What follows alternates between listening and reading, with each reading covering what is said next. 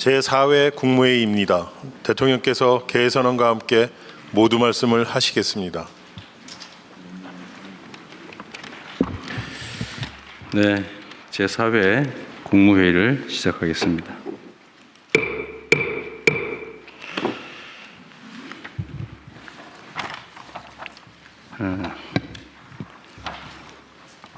지난달에 수출이 1월 기준으로는 사상 최초로 600억 불을 돌파했다고 합니다. 내용을 보면 주력 품목 대부분의 수출이 늘었고 또 시장 다변화 흐름도 한층 공고해졌습니다.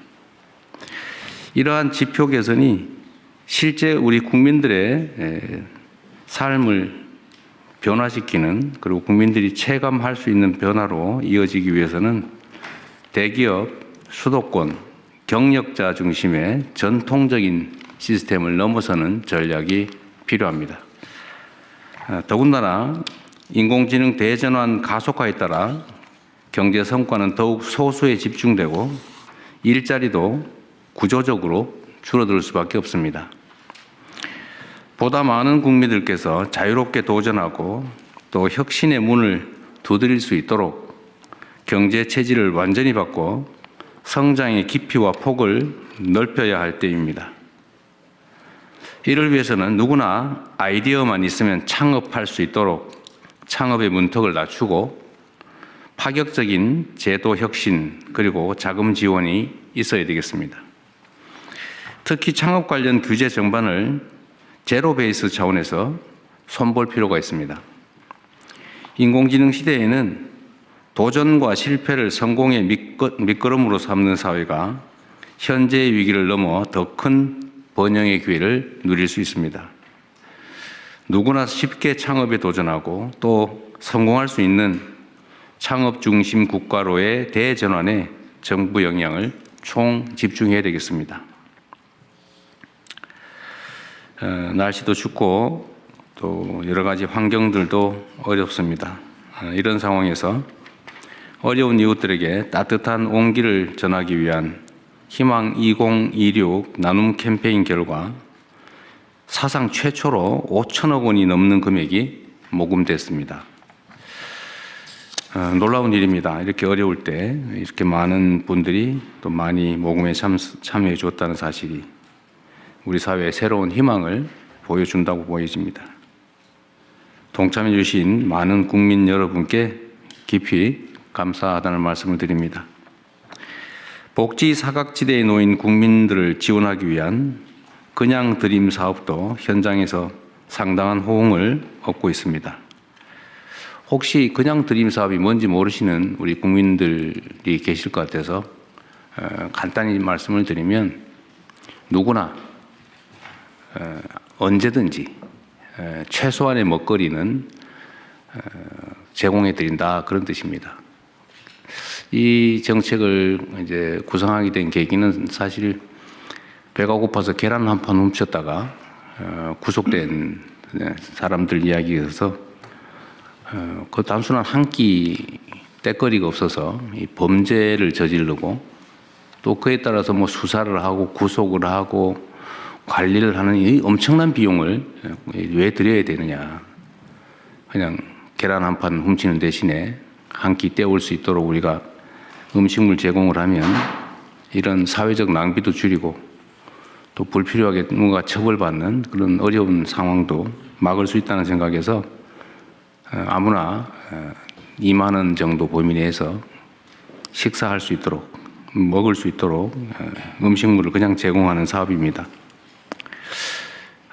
뭐 처음에는 이렇게 하면 뭐 아무나 와서 뭐 벤츠 타고 와서 집에 가고 그러지 않겠냐 이렇게 얘기했지만 혹시 그런 일이 있다 치더라도 그게 얼마나 되겠습니까? 그리고 뭐 한 2만 원 정도 되는 음식물 무료로 얻겠다고 그 고생해가면서 그 배급하는 데까지 갈 사람 그리 많지 않습니다. 실제로 시행을 해본 결과로는 그런 경우를 거의 발견하기 어려웠다고 합니다.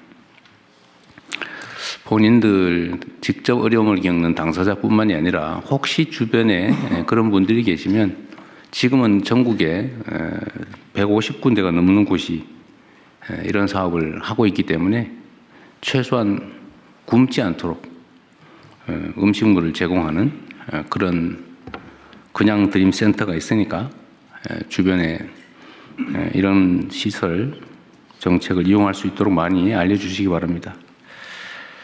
오는 5월에 본 사업을 또 확대합니다.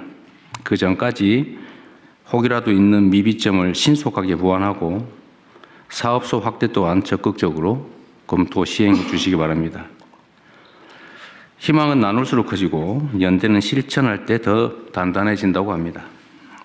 정부는 더 많은 국민과 기업들이 나눔 문화 확산에 동참할 수 있도록 제도적 유인책 보완 등도 세밀하게 추진해 주시기 바랍니다. 가급적이면 국가 예산보다는 우리 사회적인 기부 동참으로 해결해 보려고 합니다. 많은 참여 부탁드립니다. 참 그리고 실제 사례 중에 이런 것도 있었습니다. 어떤 분이 할머니가 음식물이 부족해서 이걸 받아가지고 갔다가 언젠가 또 시간이 지나고 보니까 그 할머니가 자기가 너무 많은 음식물을 제공받게 됐다. 라면 이런 거 제공받아서 다른 사람들도 좀 주라고 도로 또 거기에 갖다 놓고 간 분도 있었다고 해요. 그렇게 따뜻한 곳이 바로 우리 대한민국이기도 합니다. 고병원성 조류 인플루엔자 그리고 아프리카 돼지열병이 계속 발생하고 있습니다. 그리고 지난 주말에는 인천 농가에서 구제역이 발병했다고 합니다.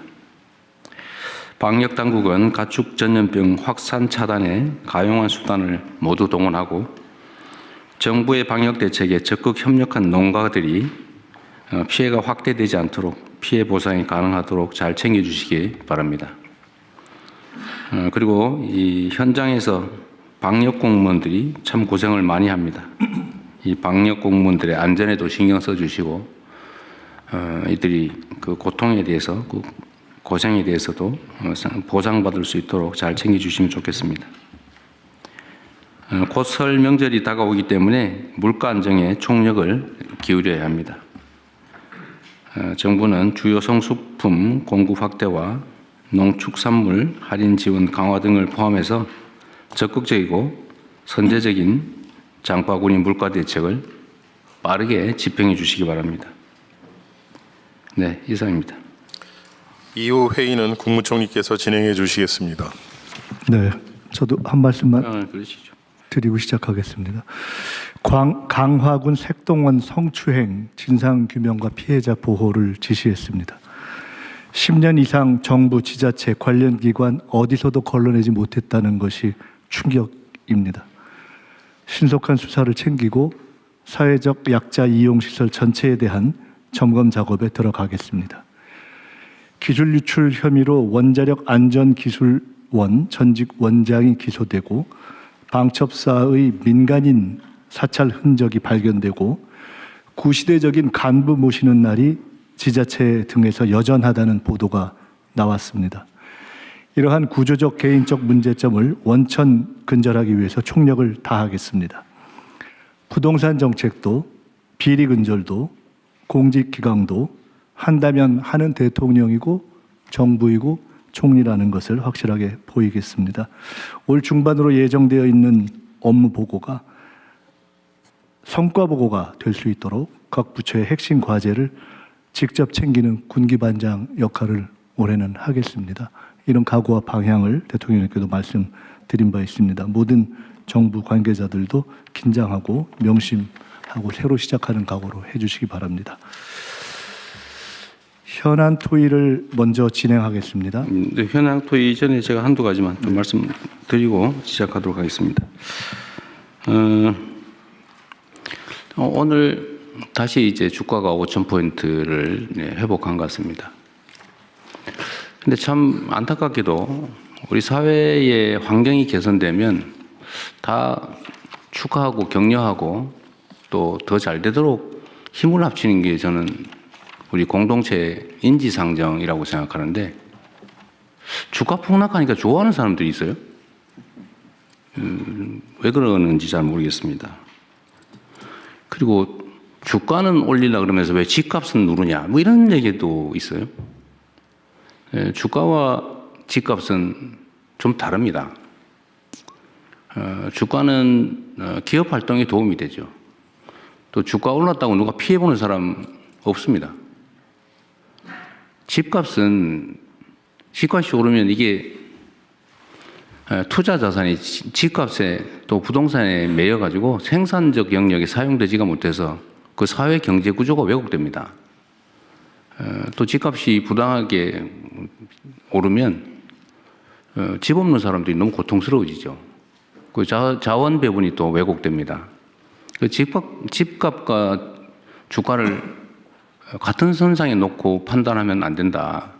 저는 이게 좀 모르면 그런 생각을 할 수도 있는데 최소한 사회의 지도적 입장에 있는 사람들이 그렇게 얘기를 하거나 또는 그런 식으로 선동하는 것은 참 옳지 않다 그런 생각이 듭니다.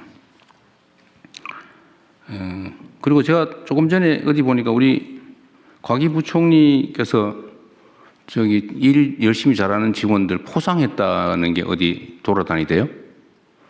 네. 특별 포상 그러셨어요? 했습니다. 다른 부처들도 좀 많이 하세요. 뭐 조용히 하고 있는지 모르겠는데 가능하면 요란하게 하세요. 왜냐하면 이게 이제 공직사회가 이게 너무 이렇게 딱딱하고 야단만 치고 맨날 좀 그래서 좀 이렇게 의욕이 잘 안 생기는 경우들이 있는데 공직자들이 적극적으로 능동적으로 일을 해야 사회가 발전이 됩니다. 우리 사회의 가장 강력한 집단이 공직사회죠, 사실은. 규모도 가장 크고 영향력도 큽니다. 여기가 이 공직 구성원들이 의욕을 가지고 적극적으로 능동적으로 일할 때 하고 막 시키는 거나 겨우하고 뺀질뺀질거리고 의무 외에는 안 하고 이렇게 되면 절대로 안 되죠. 그래서 포상이나 칭찬도 좀 많이 하십시오. 1,000만 원, 뭐 350만 원 이렇게 주시고 그랬더라고요. 네, 뭐 잘하셨어요. 네, 많이 주세요. 계속하겠습니다. 네. 다른 부처들도 좀 하세요. 직원들 잘하는 거 발굴해가지고. 그래야 또 공직자로 국가와 국민을 위해서 봉사하는 재미가 있지 않겠습니까? 그리고 우리 법무부 오늘 대검찰청 보고가 하나 있네요. 민생 침해 사범. 이건 일단 보고 별도로 하실 거죠? 예, 그렇습니다. 문서인데, 예, 그러십시오. 그렇게 하고.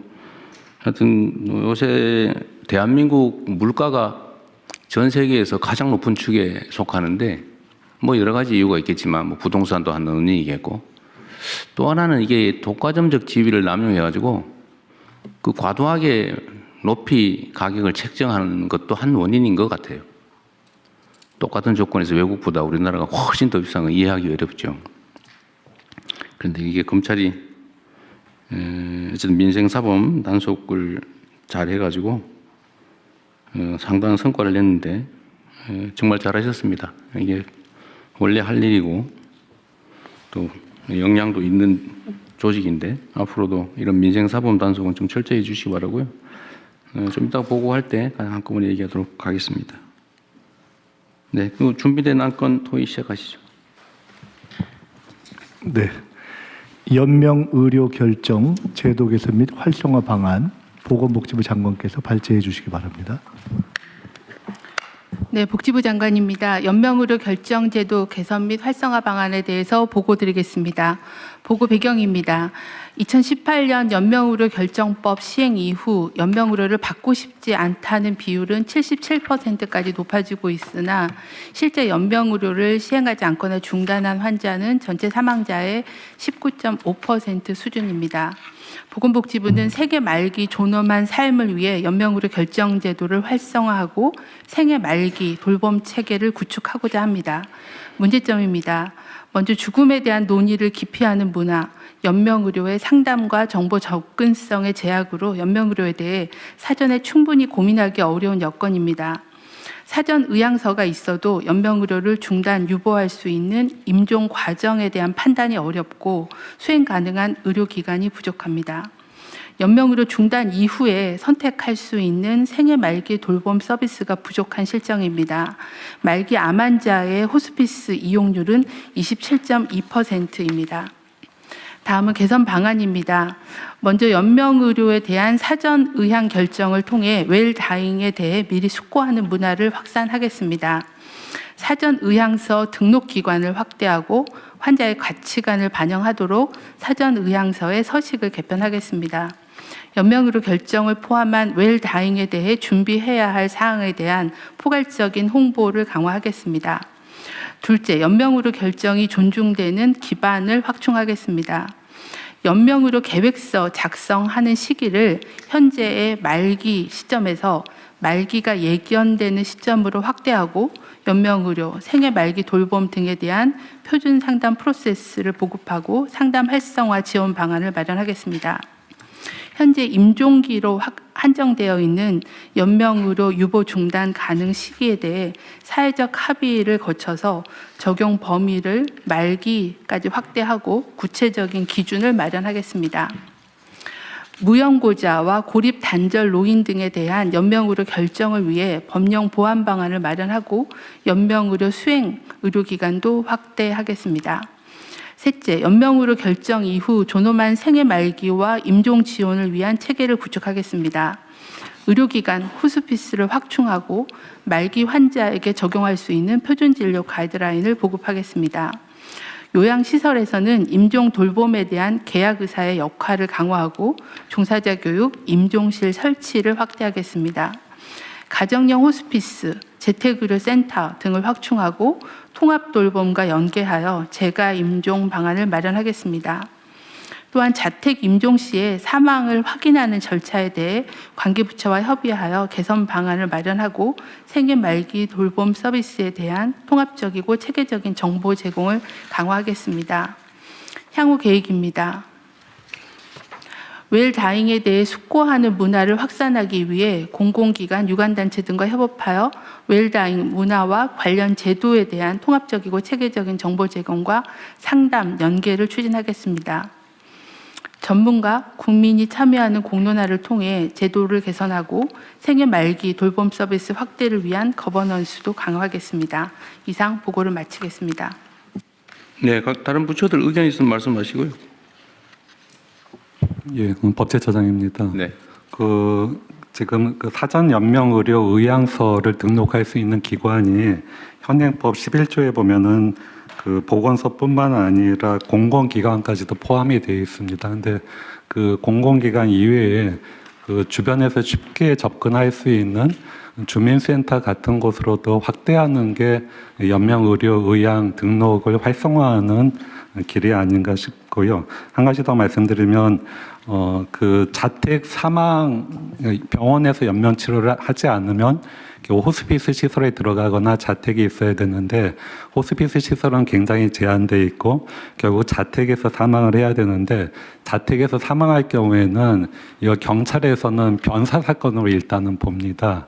그래서 병원으로 가서 사체 검안서라든가 진단서를 요구하는데 굉장히 형식적이고 떠넘기기식이고 병원에서도 사실상 한쪽 구석에 방치돼 있다가 하루 이틀을 그냥 보내기도 합니다. 그래서 이런 문제는 반드시 해결이 돼야 될 것 같습니다. 좋은 지적 같습니다. 이게 개인적 경험 얘기하기는 좀 그런데 아주 오래전이긴 한데 제 선친께서 돌아가시고 난 다음에 사체 검안서 떼느라고 엄청 고생했어요. 근데 아마 앞으로도 똑같이 오히려 더 엄격해질 가능성이 많은데 그 법제처장 지적이 일리가 있습니다. 잘 챙겨봐 주시고요. 네, 또 없으면 저도 의견 하나 말씀드리도록 할게요. 하여튼 이게 이미 이제 회생불능이고 사망에 임박했고 치료한다고 개선되지도 않고 고통만 심한 이런 경우에 그냥 단순한 연명을 위한 강제 호흡이라든지 강제 급식 이런 것들을 이제 더 이상 안 한다 그런 얘기죠.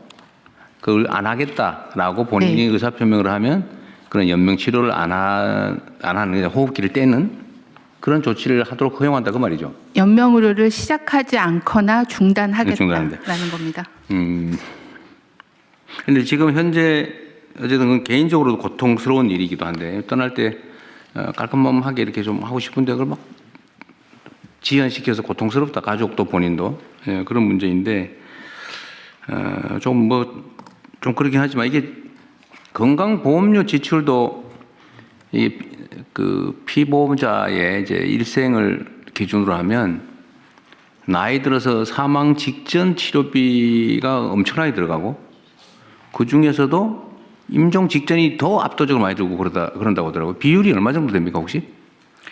금액을 정확하게 제가 추산해서 기억하지 못하는데요. 이제 사망 직전의 1년이나 그 시기에 치료비가 제일 많이 집행되는 걸로 평가하고 있습니다. 뭐 70%, 80% 이런 얘기도 있던데. 네, 네. 그 정도 비율입니다. 형님, 저 돌아가시기 3개월 전에 약 60% 의료 수가를 쓰고 사망하게 3개월 전에? 네. 낫지도 않으면서 그러니까 연명 치료하면 엄청난 비용이 들어가요. 그렇습니다. 네, 이거 본인도 괴롭고 가족들도 힘들고 네. 건강보험료도 그렇고 하여튼 그런 문제가 있어서 이거를 본인이 원하면 더 이상 하지 않는 걸로 하자. 본인과 가족이 동의하에 본인도 동의해야 되고 가족도 동의해야 돼요. 일단은 본인이 사전에 의향서를 먼저 써놓으면 본인 의사가 확인이 되고요. 그다음에 말기 환자라고 하면 의사하고 상담해서 연명의료 계획서를 환자랑 의사가 쓰면 본인의 의사로 연명의료를 중단할 수 있는데 그걸 사전에 해놓지 않으면은 그다음엔 가족의 동의가 있으면 가능합니다. 하여튼 이건 매우 중요한 제도고 하여튼 이게 불편하지 않도록 또 어쩌면 쉽게 할 수 있는 거 외에 저는 뭐 일종의 인센티브라도 있으면 좋겠어요. 그게 뭐가 될지 모르겠는데 사회적으로도 이익이기 때문에 그 점을 잘 조정을 할 필요가 있지 않을까 싶습니다. 네, 현재 저희가 생각할 때는 연명의료를 안 하겠다고 결정을 하면 사망하실 때까지 제대로 된 말기 돌봄이 가야 되거든요. 근데 통증 관리나 아니면 다른 관리들이 이제 병원이나 재가에서 돼야 되는데 그런 제공 기관이 좀 부족하다 보니 연명의료를 결정하더라도 제대로 된 임종 서비스를 못 받는 문제가 좀 있어서 그 부분을 저희가 확충하는데 복지부가 집중하려고 하고 있습니다. 특히 최근에 이제 지역사회 통합돌봄이 활성화가 되기 때문에 재택에서도 그런 임종 돌봄을 받을 수 있게 네. 그 부분에 대한 거를 뭐 수가나 아니면은 이제 매뉴얼 같은 걸 만들고 또 의료진에 대한 교육을 해서 재택 임종을 강화하는 네. 부분들, 호스피스 강화하는 부분들을 계획을 하고 있습니다. 그러니까 연명 치료 안 하고 재택 임종을 할 경우에는 인력과 비용이 더 들겠죠. 그런데 그게 병원에서 연명 치료를 하는 것보다는 훨씬 적게 들겠죠. 네, 그렇습니다. 그럼 과감하게 투자를 하는 게 맞죠. 네. 네.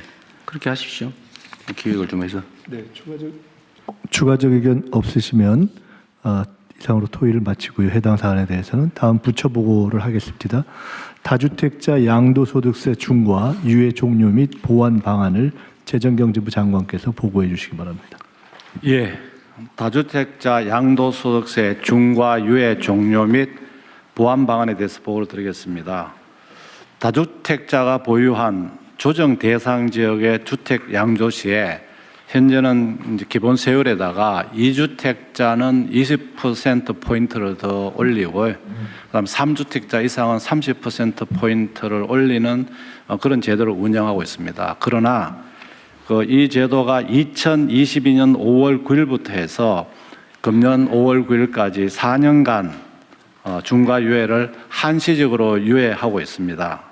하지만 그동안에 저희들이 정책을 운영한 결과 정책 신뢰성은 제한되면서 또 비정상적 불공정한 형태의 어떤 그런 유발 현상이 나타났기 때문에 이제는 좀 정상화할 필요가 있다는 이런 생각에서 이번에 이제 중과 유예를 종료할 예정입니다. 그러나 지금 그동안에는 이제 부동산 거래 관행이라든지 또는 최근에 그 조정 지역을 확대한 경과 등을 감안해서 시장에서의 현실은 감안하면서 또 국민 불편을 최소화하는 방안을 저희들이 오늘 제안하고자 합니다. 첫 번째는 강남 3구와 용산 등 기존에 이 제도를 적용하고 있던 지역에 대해서는 원칙적으로 5월 9일까지 잔금을 다 납부해야지만 이 유예를 받을 수 있겠습니다만 너무 기간이 촉박한 관계로 5월 9일까지 계약만 하고 3개월 이내에 잔금 또는 등기를 하는 경우까지도 저희들이 시장의 어떤 할 수 있는 적응력을 높이는 방안을 하려고 하고 있고요. 이 외에 금년 10월 15일에 신규 지정된 조정지역은 5월 9일까지 계약을 하고 3개월은 좀 짧을 것 같아서 6개월 내에 잔금을 지불하거나 등기를 하는 경우까지 유예를 하는 방안을 오늘 제안을 드립니다. 오늘 국무회의 토의 결과와 여론 수렴 등을 거쳐서 조속히 다주택 중과 유예 종료 방안을 마련해서 법령 개정 등 사후 절차를 추진할 계획으로 있습니다. 중과 유예 종료에 따른 토지 거래 허가제 보완, 그리고 편법 정려 등 이상거래 단속 강화 등 관계부처에 적극적인 협조를 요청드리겠습니다. 이번이 아마 중과를 피할 수 있는 마지막 기회라고 생각하고 아마 이런 기회를 이용해서 국민들께서 중과를 받으시는 일이 없도록 했으면 좋겠습니다. 이상 보고를 마치겠습니다. 재경부 장관님 네. 말씀 도중에 아마라는 표현을 2번 하셨거든요. 예. 아마 없습니다. 아마 없습니다. 알겠습니다. 아마가 아니고 이게 지금 저는 정책의 신뢰나 예측 가능성이 정말로 중요하다고 생각하는데 예를 들면 이게 4년을 유예한 게 아니고 1년씩 3번을 유예해 온 거예요. 1년 이번에는 끝이야. 또 가가지고 또 이번엔 진짜 끝이야. 또 가가지고 진짜 끝이야. 그다음에 진짜 이번에는 진짜 정말 끝이야. 이러면 이게 누가 믿겠냐고요. 그래서 아마 타성이 붙은 것 같습니다. 아마 하지 말라니까. 어쨌든 정책은 약간의 부당함이 있더라도 한번 정하면 그대로 해야 돼요. 보완은 그 후에 다른 방식으로 해야지. 그 자체를 밀어버리거나 변형을 해버리면 정책을 안 믿게 되죠. 네, 그렇게 하도록 하겠습니다. 그리고 믿은 사람만 손해 보잖아요. 안 믿은 사람은 득보고, 믿은 사람은 손해 보고, 정부 정책을 잘 따른 사람은 상대적으로는 손해 봤다는 느낌 들고, 안 따르고 버티고 힘써가지고 바꾸는데 영향을 줘서 바꾼 사람만 득보고, 이러면 이게 공정한 사회가 되겠습니까? 비정상적인 사회로 자꾸 하잖아요. 그래서 앞으로는 그런 거 절대 없게 하도록 해야 됩니다. 네, 원칙대로. 원칙적으로 하고, 이게 이제 이 문제뿐만이 아니라 다른 문제도 비슷해요. 정책을 준비하고 발표할 때 정말로 치밀하게 시뮬레이션하고, 그래서 언제나 레드팀이 꼭 있어야 됩니다. 반박해보고, 그리고 가능하면은 이해관계자들 의견도 다 듣고, 또 소위 많은 사람들이 지켜보는 가운데 브레인스토밍을 해가지고 모든 가능성을 다 점검을 해야죠. 그리고 우리 사회는 부동산 투자, 부동산 거래와 관련해서는 정말 수십 년간 만들어준 신화가 있어요. 신화. 불패 신화. 그리고 여기에 또 너무나 많은 사람들이 또는 힘 있는 사람들이 이해관계를 갖고 있기 때문에 정책 변경이 너무 쉬워요. 그래서 사람들이 그렇게 믿게 된 겁니다. 이거 끝나면은 결국은 매물이 잠길 거고, 매물이 잠기면은 매물을 팔게 하기 위해서 또 연장할 거고, 이렇게 생각하잖아요. 지금도 사실 그 생각을 하고 있어요. 그리고 5월 9일 지나서 안 하면 어떡할 건데? 버티면은 언젠가는 집 거래를 하기 위해서 또 풀어주겠지. 이렇게 믿잖아요. 그래서 이 가능성을 원천적으로 봉쇄해야 됩니다. 그래서 제가 그 말씀을 드리는 거예요. 대한민국의 부동산 이 문제는 정말 이 사회 발전을 통째로 가로막는 아주 암적인 문제가 됐어요. 부동산 거래하는 사람이 나쁘다는 얘기 아닙니다. 그건 시스템이 사회가 그렇게 허용하니까 그렇게 하는 거예요. 근데 그 정책을 제대로 못 만든 또는 의지를 갖지 않은 그 결정권을 권한을 가진 사람이 문제인 거죠. 최소한 국민주권 정부에서는 그렇게 하지 않는다. 그리고 정책을 만들 때는 이 부동산에 대한 욕구는 워낙 강렬해서 구멍이 정말 바늘 구멍만한 틈새만 생겨도 그게 확 커져가지고 댐이 무너지듯이 무너진단 말이에요. 그래서 정책 입안 과정에서 정말로 치밀해야 돼요. 알겠습니다. 완벽하다 싶을 정도 치밀해야지 아마 이렇게 하면 안 돼요. 알겠습니다. 그 절대 안 돼요. 아마. 예? 0.1%가 안 돼요. 완벽하게. 그래서 이 정책의 신뢰, 안정성이 꼭 담보돼야 되겠다. 그 말씀드리고요. 그러면은 이번에 매물 잠기면 어떡할 거냐? 버티는 게 이익이냐, 아니냐? 이것도 합리적으로 판단해야죠. 지금 뭐 일부에서 정부에 관계된 사람들 중에 다주택 있는데 니그부터 먼저 팔아라고 시켜야 되는 거 아니냐 이렇게 얘기하는데 저는 이것도 문제가 있다고 생각합니다. 제가 예를 들면 누구한테 이거 팔아라고 시켜서 팔면 그거는 그 정책이 효과가 없다는 뜻이에요. 제발 팔지 말고 좀 버텨줘 라고 해도 팔게 상황을 만들어야죠. 그 시켜서 억지로 파는 건 의미 없어요. 아, 파는 게 이익이다. 지금 다주택을 해소하는 게 경제적으로 이익이다라고 합리적 판단이 가능하게 제도를 만들어야죠. 그런 제도를 만들 권한이 없거나 제도적 장치가 부족한 게 아니잖아요.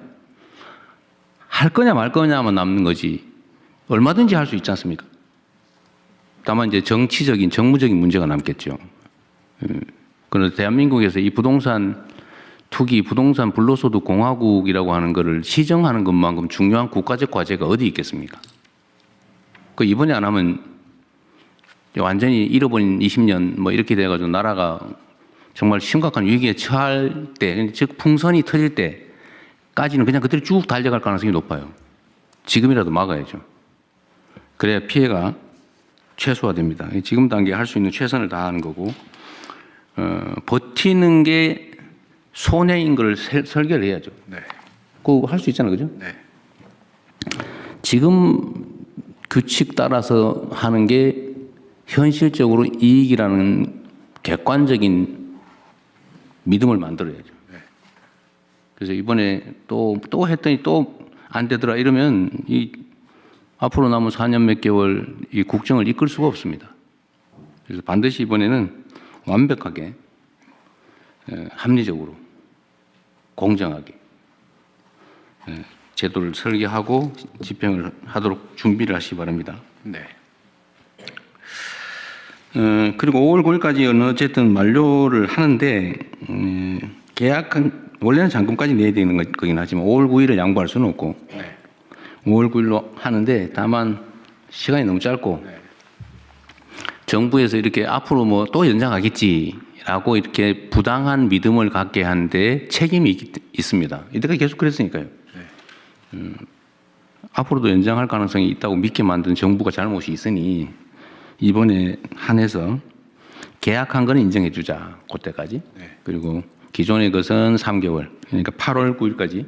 네. 그다음에 작년에 새로 조정 지역으로 편입된 지역은 기간이 짧으니까 거기는 11월 9일까지 6개월까지 잔금이나 중도금을 잔금 내고 등기 내면 네.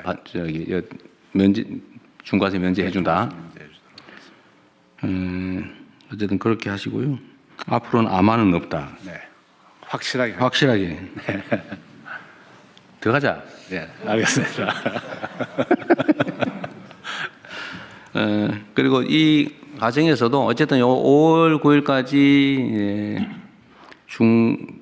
중과세 면제 네. 요 기준은 지키되 불합리한 결과가 발생할 수 있는 예외적 상황들이 있을 수 있잖아요. 네.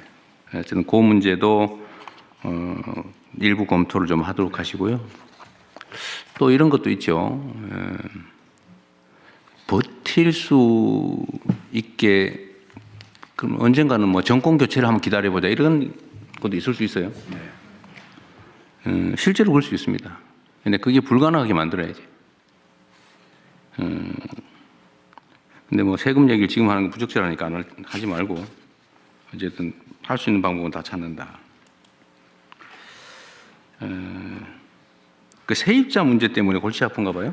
네, 그렇습니다. 지금 이 조정 지역에 대해서는 팔게 되면은 당장 자기가 들어가서 들어가야 살아야지만 되는데. 됩니다.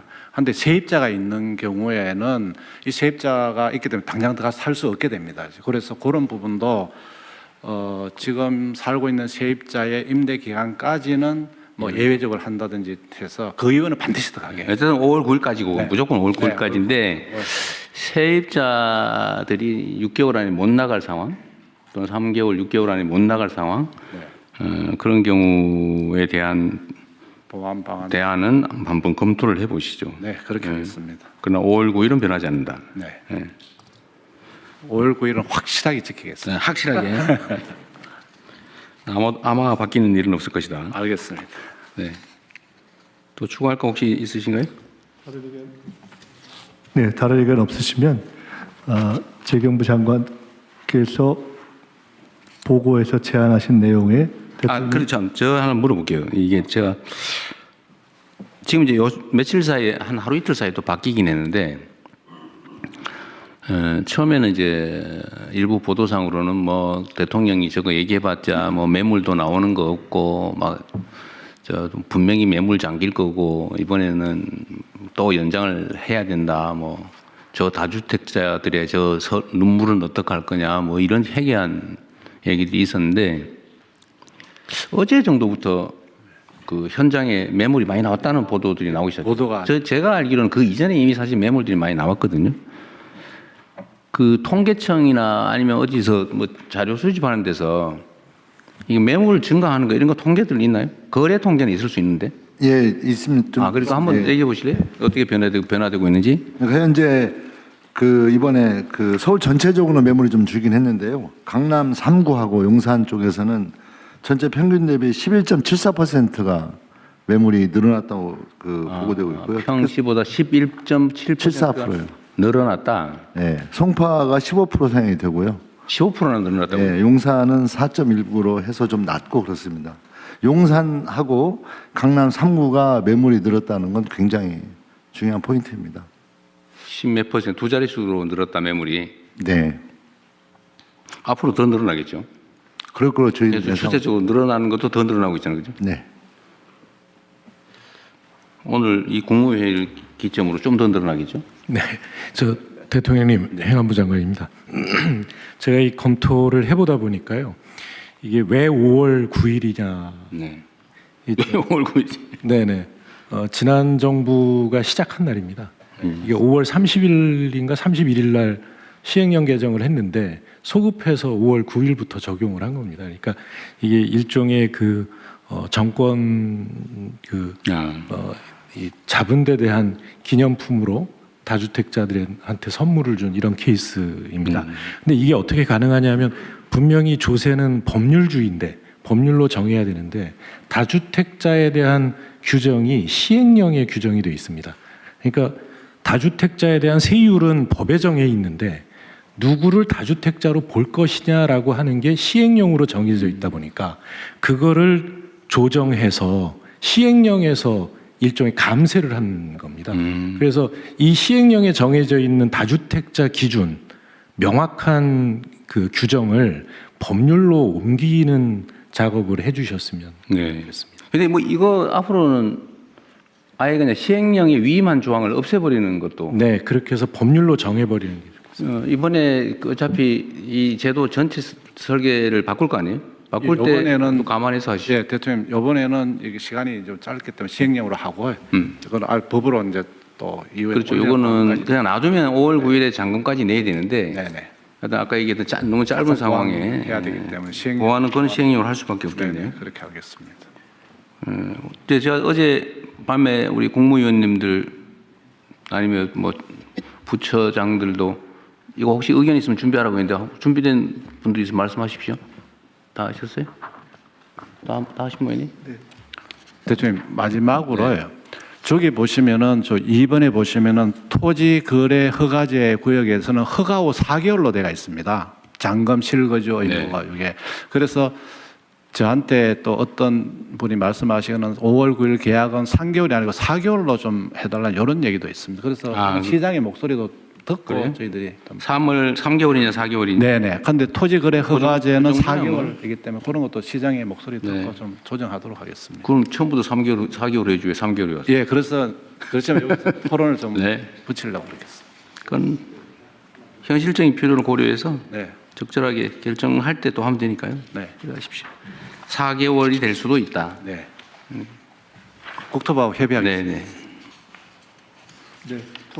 토론에서 추가된 의견을 반영해서 접수하겠습니다. 다음은 민생안정 침해 사범 엄단 방안을 검찰총장 직무대행께서 보고해 주십시오. 예, 검찰총장 직무대행입니다. 민생안정 침해 사범 엄단 방안 보고드리겠습니다.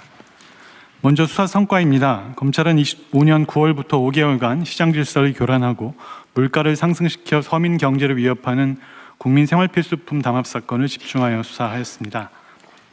설탕과 밀가루의 가격 담합으로 인해서 식품 물가 전반을 뒤흔들고 전기료의 상승으로 인해 가게를 위협하는 한전 입찰 담합의 전모를 밝혀 총 52명을 기소하였습니다.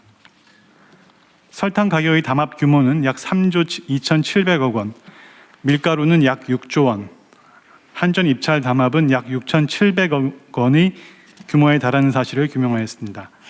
사안별 개요와 수사 경과는 아래에 보시는 표와 같습니다. 가격 담합으로 인해서 담합에 가담한 법인들은 막대한 이득을 취득한 반면 식료품 물가 및 전기료 상승 등 피해는 소비자인 국민들에게 전가된 사실을 확인했습니다. 담합 발생 전 대비 설탕 가격은 최고 66.7%, 밀가루 가격은 최고 42.4%까지 인상되었습니다. 한전 입찰 담합의 경우에는 담합 업체들의 평균 낙찰률이 약 96%에서 담합 종료 후에는 67%까지 낮아진 사실을 확인하였습니다. 다음으로 제도 보완 방안입니다. 담합으로 인한 공정거래법 위반죄의 법정형은 3년 이하의 징역 또는 2억 원 이하의 벌금으로 해외 주요 국가들의 법정형에 비해서 매우 낮은 수준입니다. 경쟁 질서를 심각하게 침해하는 담합범죄를 근절하기 위해 담합범죄의 법정형을 상향하는 내용의 개정 논의가 필요한 상황입니다. 참고로 미국의 그 반독점법 위반으로 기소되는 통계를 보면 개인의 수가 법인보다 월등히 많고 개인은 54.6%에게 실형이 선고되고 있는 실정입니다. 설탕과 밀가루 가격 담합 업체들 중에 일부는 과거의 수차례 적발에도 불구하고 재범에 이른 점에 비추었을 때 법인에 대한 과징금이나 벌금 처분만으로는 근절이 어렵습니다. 그래서 실제 범행을 실행한 개인에 대한 형사처벌도 강화가 필수적입니다. 마지막으로 부당이득 환수 방안입니다. 담합 근절을 위해서는 담합으로 얻은 부당이득 박탈, 즉 범죄 수익의 환수가 필수적입니다. 다만 담합으로 인한 범죄 수익의 특정 어려움으로 인해서 실제 범죄 수익 환수가 이루어진 사례는 확인되지 않았습니다. 입찰의 경우를 예를 들면 낙찰가액 자체가 수익이 아니라 정상적인 경우의 낙찰가액과 담합으로 인한 낙찰가액의 차액을 법원에서는 요구를 하고 있는데 그 정상적인 낙찰가액이라는 것이 여러 가지 가정적 상황을 전제로 산정할 수밖에 없어서 구체적 산정에 어려움을 겪고 있습니다.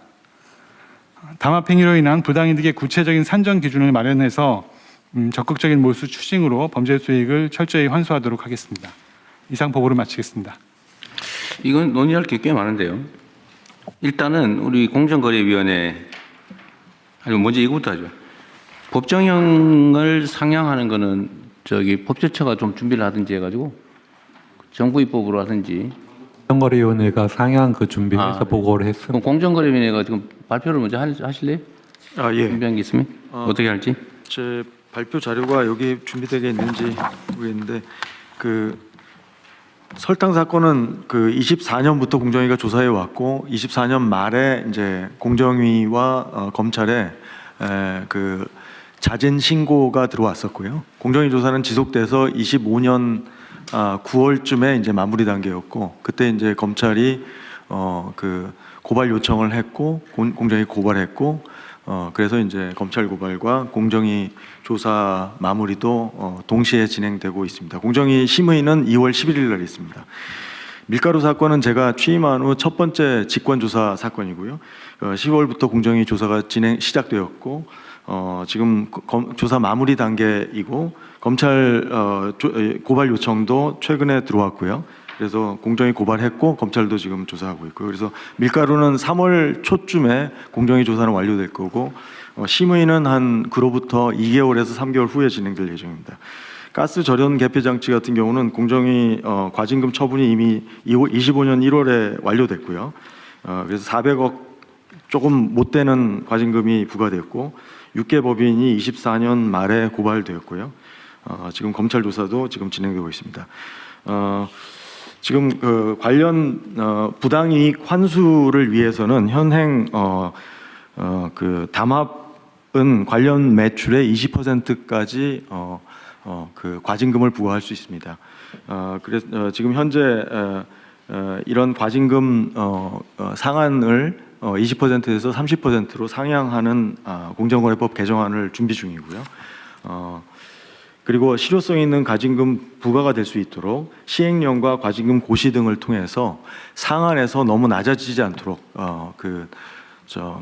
담합의 중대성이 중간이나 심각할 때는 하한까지 둘 수 있는 시행령 혹은 과징금 고시를 개정하도록 할 것입니다. 그리고 물가 원상 복구를 위해서 공정위가 지금까지 이제 가격 재결정 명령을 아주 소극적으로 활용했었는데 지금부터는 보다 적극적으로 가격 재결정 명령을 시정 명령으로서 활용할 수 있도록 그 참고로 있는 그 시정 조치 운영 지침도 좀 개정할 예정입니다. 그리고 이상입니다. 우선 제가 궁금한 거 아까 과징금을 400억 했다는 게 어떤 거에 대한 400억이에요? 한전의 가스 절연 개폐 장치 담합 사건. 오늘 이 사안 아니고 이 사안까지 한전의 입찰 담합 이 얘기하는 그 사안 맞습니다. 그 사안입니다. 담합 규모가 6,776억인데 400억 했으면은 몇 프로 이게? 391억 정확한 액수는 391억이고 7%밖에 안 돼요. 예, 그렇습니다. 왜 7%밖에 안 했어요? 여기 20%까지 할 수 있다면서요? 그러니까 상한은 20%인데 현재 시행령이나 고시가 감면 규정이 많습니다. 그래서 그럼 그 빨리 고치십시다 그러면. 예, 시행령 이건 전에 한번 얘기했던 건데. 맞습니다. 예. 근데 왜 아직까지 소식이 없어요? 고치는데 상반기에 고치도록 하겠습니다. 고시. 뭘 상반기에 해요? 지금 바로 하지. 준비 안 돼 있어요? 작년에 제가 얘기했던 건데. 준비돼 있고 지금 시뮬레이션을 통해서 그 사건들을 적용해서 그거를 시행령이나 규칙에 너무 자세히 정할 필요 없잖아요. 예.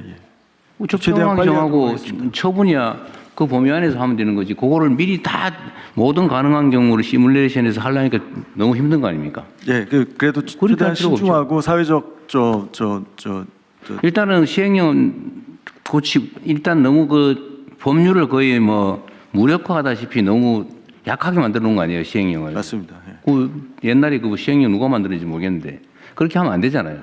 일단 그거부터 빨리 고치고 예.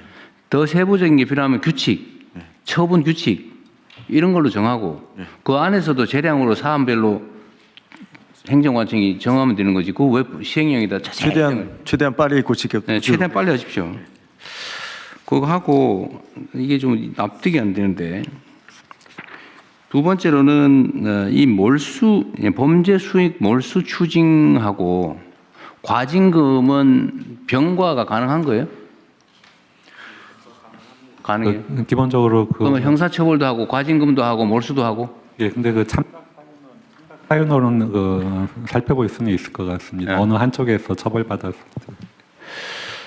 어쨌든 이런 범죄적인 수단을 통해서 걸리면은 이렇게 제재를 해도 이익이잖아, 그죠? 그렇습니다. 이게 이익이 기속되는 것은 소위 말하면 주주인데 이게 처벌 받아봐야 고용사장 아니면 뭐 전무 뭐 이런 사람들일 거고 이게 뭐 내려오면 과장 그럴 거고 이익은 다 남고 벌금도 얼마 안 되고 과징금도 얼마 안 되고 처벌은 자기가 안 받고 그러면 계속하죠. 맞습니다. 이게 소위 특별 예방 효과가 없잖아요. 일반 예방 효과도 없고.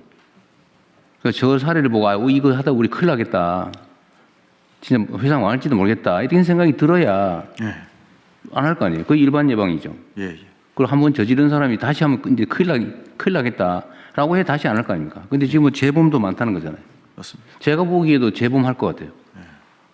재범하는 게 훨씬 이익인데. 어쨌든 이런 점들을 고려해서 엄정하게 좀 규정도 만드시기 바랍니다. 네. 그다음에 공정위가 지금 어쨌든 이게 검찰도 그러고 애썼는데 이거 한번 하는데 뭐 몇 달씩 걸리고 이런다는 거 아니에요, 쉽게 말하면. 맞습니다. 인력도 많이 들고. 예. 인력을 늘려야죠, 그러면. 예. 인력을 늘려서 대대적으로 단속을 수사를 하고 처분을 제대로 하고 이러면 이제 줄어들 테고 그러면 사실 그때는 인력을 좀 줄여도 되죠. 예. 지금 온 세상이 이 위반 투성이라 예. 그 걷어내려면 초기에는 에너지도 비용도 인력도 많이 들거든요. 예. 그래서 제가 많이 뽑으라고 하잖아요. 예, 맞습니다. 일단 인력도 늘리시고요. 법 개정하는 것도 빨리 해주시고 시행령 빨리 준비하고 동시에 처분 기준도 만드시고 부패재산 몰수 조항이 이게 정상 가격과 담합 가격의 차이를 계산하기 어려워서 법원에 몰수 판결을 안 해준다 그 말이죠? 예, 하급심에서 2차례 정도 인정되지 않았던 사례들이 있습니다. 그래서 이거를 몰수 규정에 대해서 일종의 간주 추정 규정을 만들면 되잖아요. 예, 그 주가 조작의 경우와 마찬가지로 입법을 통해 가지고 몰수 추징에 관한 간주 규정을 두고 그 아래 이제 시행령 형태로 그걸 구체화하는 방식을 네. 입법을 생각할 수 있습니다. 근데 몰수 조항을 시행령에 위임하면 재형 법정주의 논란이 벌어질 것 같은데. 예, 그래서 이제 법률 단계에서 간주하는 규정까지는 두고 네. 구체적인 산정 방식에 대해서 이제 아래로 위임 입법을. 그래서 입찰 비리 이게 대개 이게 지금 담합이라고 하는 게 유형화돼 있잖아요, 그죠? 가격을 조정한다든지 뭐 낙찰 뭐 이런 거 한다든지 몇 개 유형이 있을 텐데 거기에 대해서 정상 가격에 대한 간주 규정을 하나 만들어서 증명되지 않은 그 가격으로 한다. 예를 들면 입찰을 할 때는 입찰 예정가가 있잖아요. 예를 들어 입찰 주체가 추정 가격이 있잖아요, 지금. 그거하고 실제 낙찰 가격하고 차이를 뭐 한다든지 뭐 또 그거 충분히 있을 수 있을 것 같아요. 뭐 그거라든지 그 가격을 산정할 때 같이 올렸다 이런 거는 예를 들어 일반 물가 상승률에 준해서 일정한 기준을 만들고 그거를 벗어난 거는 담합에 의한 것이다라고 간주하는 걸로 그런 조항 만들면 될 것 같은데. 예, 그것도 고려해 보겠습니다. 네, 어렵더라도 예, 일단은 하고 나중에 보완을 하든지 해야지. 그 고민하다가 세월 다 보내고 그러면 안 돼요. 그러니까 공정위 규정이 어떻게 보면은 부당이익 환수를 좀 추정에 근거해서 법이 만들어져 설계되어 있습니다. 관련 매출의 30% 혹은 20% 이런 네. 추정에 의한 부당이익 환수인데 이 규정으로 부당이익 환수가 부적절하게 되었다라고 판단될 때는 방금 말씀하신 추정 가격 추정 네. 요건을 활용할 수 있을 것 같습니다. 그러니까 그 과징금 규정은 약간 추상적이거나 예. 또는 뭐 합의 규범으로 정해도 되는데 몰수 규정은 형사 처벌이라서 법에다 엄격하게 최대한 확정해놔야 될 거 아닙니까? 그렇습니다. 그것도 고민해서. 예. 그리고 검찰도 그렇고 경찰은 이런 담합 수사 안 합니까? 예, 그 공정거래법에 현재 공정거래위원회에서 검찰총장에게 고발해야 한다 이렇게 규정이 돼 있어서 그 주로 공정거래위원회에서 검찰에 고발을 하고 있습니다. 이 규정도 수사 기소 분리 원칙에 의해서 이 규정도 이제 손봐야 될 그런 조항인 것 같습니다. 근데 이런 부분에 대해서 전혀 논의가 안 되고 있는 것 같던데요. 이런 검찰에게 고발하는 조항이 많잖아요. 예, 이거 말고도 예 많이 있습니다. 그거에 대해서 법무부에서는 뭐 준비하기 있는 게 있어요? 예, 어쨌든 이건 뭐 그 형사법 개정하면 특사경 지휘와도 관련이 되어 있고요. 어떤 검찰만 수사할 수 있는 것들이 몇 개 있기 때문에 다 함께 손봐야 됩니다. 더불어서 제가 그 대통령께 좀 말씀드리고 싶은 것은 지금 이 담합 문제에 관련해서는요. 저희가 2021년도 이후에 자체 조사한 바에 의하면은 이 외국의 추세는 법인보다도 개인 고발이 더 많습니다. 경쟁법에 있어서 부당 경쟁이라든가 불공정 행위에 관련해서는 미국이 가장 발달했는데 개인 고발이 훨씬 많은데 개인이 고발하는 아니 개인 고발 그 법인의 대표자 실행하는 개인을 처벌하는 저희 공정위에서는 2021년도 이후에 거의 개인 고발을 하지 않고 있습니다. 근데 법인에 대해서는 뭐 과징금을 낸다든가 상한 2억 정도의 벌금 갖고는 아무 의미가 없거든요.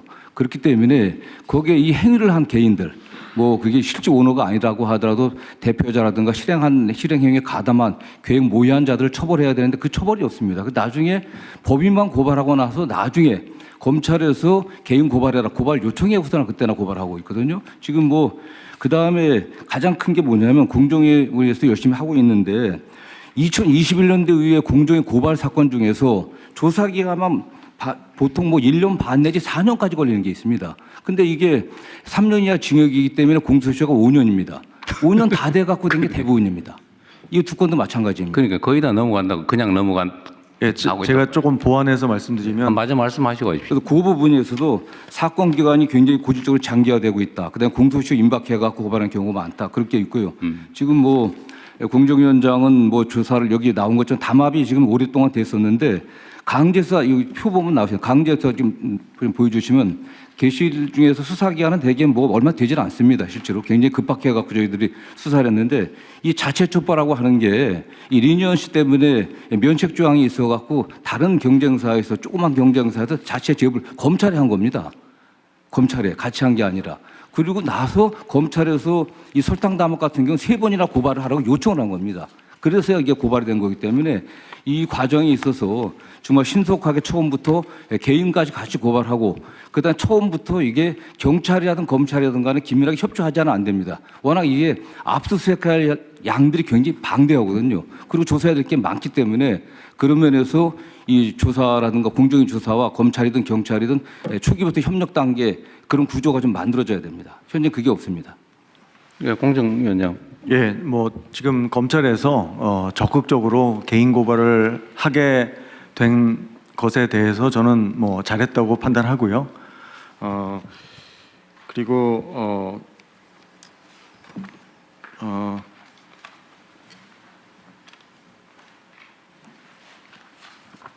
지금 그 밀가루 사건이나 설탕 사건 같은 경우에 이제 이 조사 기간이 일반적으로 다른 선진국도 담합 사건은 상당히 길어질 수밖에 없습니다. 실제로 공정위의 담합 사건 평균 사건 처리 기간은 다른 선진국에 비해서 느린 건 아니고요. 실제로 그 검찰에 이제 자진 신고했을 때 일반적으로 같이 신고합니다. 공정위하고 검찰하고 이게 일반적인 행태고요. 설탕 사건의 경우는 자진 신고 1순위, 2순위가 검찰하고 공정위가 달랐습니다. 그거 이제 자, 그런 얘기는 그냥 됐고요. 네. 하여튼 이 고발 문제도 범죄를 저지르면 원칙적으로 아무나 체포까지 할 수 있는 게 형사소송법의 대원칙인데 왜 공정거래 사건은 누군가가 꼭 고발해야 되고 고발 안 하면 수사도 못하고 기소도 못하고 처벌도 못하고 그게 말이 이상하지 않아요? 저번에 제가 공정위원장님한테 그 얘기 한번 취임 초기에 물어봤잖아요. 예. 전속 고발권 왜 그런 게 필요하냐? 예. 그러니까 지금은 과거에는 고발권 독점했는데 지금은 그렇지 않습니다. 지금은 이제 검찰에서 고발 요청이 오면 공정위는 고발을 할 수밖에 없습니다. 지금 형량법상. 그리고 중기벤처부 장관도 고발 요청을 하면 저희가 고발할 수밖에 없습니다. 그러니까 지금 고발권 독점은 지금 실질적으로 작동하지 않고요. 그런데 예를 들면 밀가루나 설탕 이런 거는 중소기업하고는 관계가 없고 일반 소비자가 피해를 보는데 소비자들은 그 비싼 빵 먹었지 않습니까? 네. 이때까지. 맞습니다. 근데 그 소비자들은 그걸 알아도 고발도 못 한다는 거 아니에요? 왜 고발을 꼭 해야 됩니까? 그러니까 이 공정위 권한이 너무 커요. 전속 고발을 폐지하든지 예, 아니면 일정 숫자 이상의 국민들한테 고발권을 주든지 예. 뭐 그렇게라도 좀 풀어야지. 이거를 제가 얘기를 들어보면 인력 부족 뭐 너무 많아서 그런다는데 아니 그렇게 너무 많이 위반하는 사회가 이상한 사회지. 그걸 고쳐야지. 어떻게 너무 많아서 고발된 사건만 그러면 자의적이 되잖아요. 다 위반하는데 이 중에 미운 사람 뭐 특별히 이유 있는 사람 거기만 고발해서 처벌하고 나머지는 해당도 그게 말이 됩니까 그게? 그게 정상 사회가 아니죠. 하여튼 지금 현재 공정위에서 고발권을 확산시키는 방향으로 지금 제도 개편안을 만들고 있습니다. 그래서 특히 지자체 쪽으로 고발권을 좀 확대하는. 좋은데 너무 오래 걸린다 그 말이에요. 예. 이거 제가 얘기한 지 몇 달 된 것 빨리 같은데. 하겠습니다. 예. 어쨌든 그것도 좀 챙겨 보시고요. 예.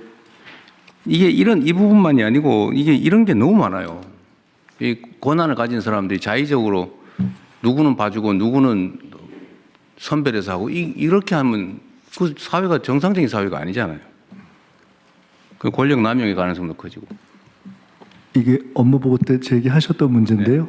속도하고 그다음에 내용을 전속 고발권 문제는 조금 공정이만 보는 것이 아니라 같이 볼 필요가 있는 것 같아서 함께 챙겨보겠습니다. 그러십시오. 그러면 속도가 그 있게. 총리실에서 좀 챙겨서 어쨌든 기업 운영 영역의 이런 체계적인 범법 행위에 대해서는 왜 저는 사회적 폐해나 이런 게 훨씬 더 큰데 저 계란 한 판 훔쳐먹은 서민하고는 차원이 다르잖아요. 근데 계란 훔친 사람은 꼭 잡아 처벌해. 근데 기업들이 국민을 상대로 이렇게 그 거대 범죄를 저지르는 건 뭐 이리 장애물이 많아요, 처벌하는데. 근데 이거 근본적으로 좀 신속하게 획기적으로 좀 바꾸시면 좋겠어요. 예. 그러면은 마지막으로 지금 밀가루, 설탕은 지금 이제 과징금 처분을 아직 안 한 거잖아요, 그죠? 안 했습니다. 설탕은 2월 10일 전원 회의가 있어서 그때 심의가 이루어집니다. 2월 10일? 10일.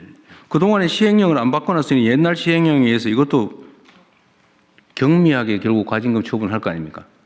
제가 최대한 부당이익 환수를 할 수 있는 것으로서 최대한 신중하게 검토. 과징금 처분의 기준을 우리가 바꾸면 그 내부 처분 기준인데 시행령으로 해놨으면 그것도 법규라서 거기에 따르지 않으면 또 취소 사유죠. 예. 법제처장님 어떻습니까? 그러죠. 예. 그냥 빨리 고쳤어야지. 근데 만약에 처분 기준을 바꾸면 바꾸기 전에 벌어진 일도 바뀐 시행령 규칙에 의해서 처분을 할 수 있는 거죠, 이론적으로? 실제로 법원에 소송으로 가게 되면은 그거는 그 행위 소급에서 당시 불이익을 규정으로 해요? 준 걸로 봐서 효력을 인정 안 하려고 할 것 같습니다. 행위 당시 기준으로 한다고? 예. 차관이 이건 뭐 어쨌든 방법을 좀 찾아서 최대한 신속하게 하십시다. 예, 최대한 엄중하게 네. 저 경종을 울리는 그런 결과를 내도록 노력하겠습니다. 진짜 경종 울려가지고 종 울리면 놀래야지. 이거 안 놀래 이게. 저 굉장히 심각하게 보고 있습니다. 이 사건에 대해서. 종 소리를 놀래야 경종이지. 네. 네. 예. 다른 의견 없으시면 진행된 논의 반영해서 저희들이 진행하겠습니다. 접수하겠습니다. 다음은 외국어선 불법 조업 경제적 제재 강화 방안을 해양수산부 차관께서 보고해 주십시오. 네, 해양수산부 차관입니다. 외국어선 불법 조업 경제적 제재 강화 방안을 보고드리겠습니다. 먼저 검토 배경입니다. 지난 12월 23일 해수부 업무보고 시 외국어선 불법 조업에 대해서 최대 벌금액을 현행 3억 원에서 10억 원까지 상향하는 방안을 보고드렸습니다. 이에 대해 대통령님께서 과징금 제도를 도입을 하고 필요시 금액도 더 상향하는 등 경제제재 강화 방안에 대해서 검토를 지시하셨습니다. 이에 대해서 해수부와 해경은 현장 단속 인력을 포함한 TF를 구성해서 대안을 마련을 하였습니다. 먼저 과징금 도입에 대한 검토 결과입니다. 현행 제도는 불법 어선이 납포되면 검사가 담보금을 부과하고 담보금 납부 시 어선과 선원은 석방됩니다. 이후 재판을 거쳐서 벌금이 확정되면 보관하던 담보금이 벌금으로 대체되어 국고로 귀속됩니다. 이를 볼 때 담보금이 경제적 제재의 성격을 가진다고 볼 수 있습니다. 이러한 제도는 유엔 해양법 협약 73조의 규정과 이를 반영한 국내법인 경제수역어업주권법에 따른 것입니다. 다음 쪽입니다. 과징금 도입 시 과징 금액은 통상 불법 이득에 비례하여 산정하게 됩니다. 타 입법례에 따라 불법 어획물에 3 내지 5배의 과징금을 부과한다고 가정할 경우 과징금이 최대 1억 원 정도에 불과해서 벌금보다도 더 낮게 책정될 가능성이 높습니다.